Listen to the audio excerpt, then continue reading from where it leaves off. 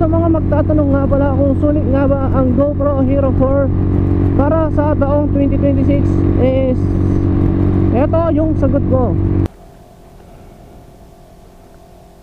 So ayan, at naka-gear up na tayo. Proceed na tayo sa biyahe. Painitin muna natin yung makina.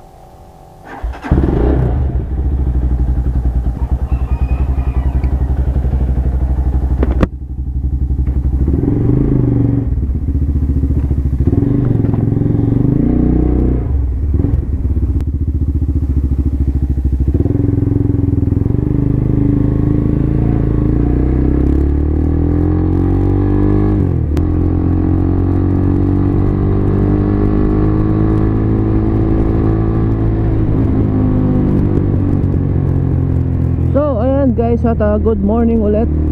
At first time kong magsasalita sa camera, no? Kaya kung hindi pa ako masyadong marunong magsalita sa camera, eh pagpasensyahan nyo na muna. At ano bang topic natin ngayon? Wala pa ako masyadong alam na topic, guys. Pasensya na.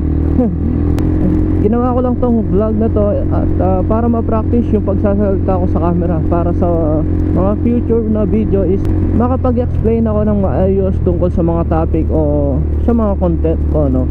Bibigyan ko na muna kayo ng preview kung sino si AB Rider at kung anong gamit kong motor, anong gamit kong camera, at anong helmet ko. Siguro ganun na muna, no? Habang parang nagpapakilala muna ako.